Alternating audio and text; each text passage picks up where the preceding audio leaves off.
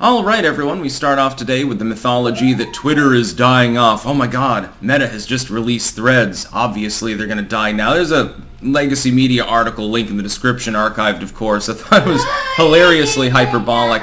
By the way, the baby is over there. She decided to wake up early, as she has for 4 days now, and her mother is exhausted, so Liz is upstairs. She's got to take a little bit of a morning nap. So I have to modulate my language a little bit more. Maybe speak in a slightly different tone of voice, because otherwise it might disturb the child. And I don't like to swear around my daughter. I do my best. Sometimes, a potty mouth word slips through.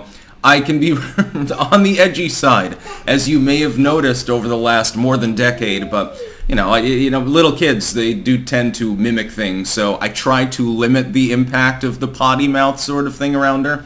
Yeah, you can say poopy, but there are other words that you're not allowed to say. Anyway, Kitty Cat, co-host, by the way. She's jealous of Dicky Dick over there. I thought that this particular article was funny, and I think that the hyperbolic flipping out about Twitter thing is one of the funniest things I've ever seen. As a non-member of the Elon worship cult, so I realize that Elon Musk is not a libertarian. I realize that he's not 100% free speech all the time. I realize that he's got a few classical liberal leanings, maybe.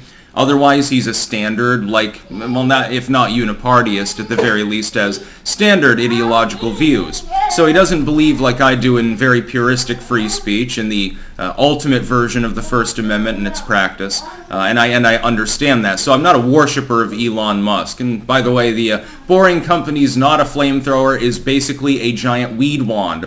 Don't bother buying it.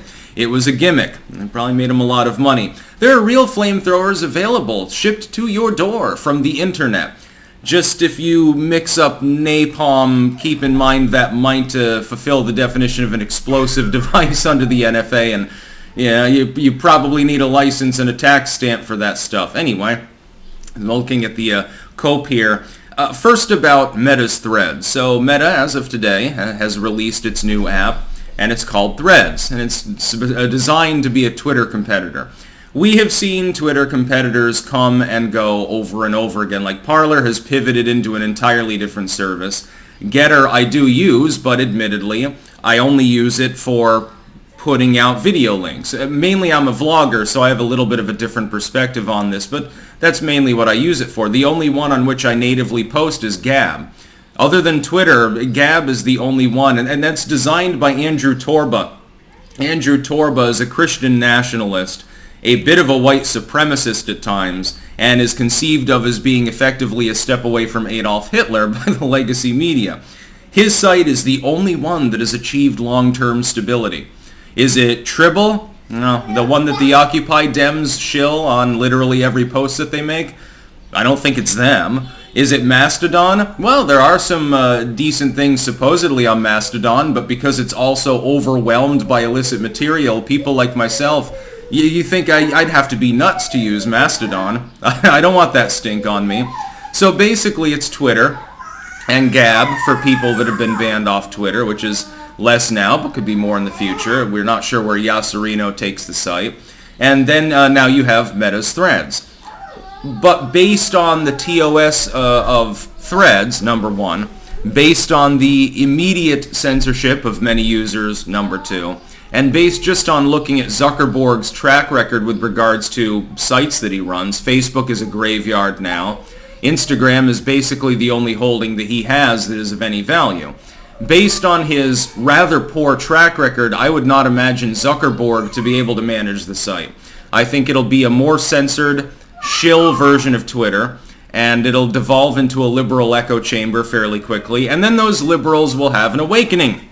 They will realize that while it's nice not to have to see competing opinions, really they want outrage. People like a good web debate. They like to go on the internet and get angry at things, and normally liberals call for censorship when that happens.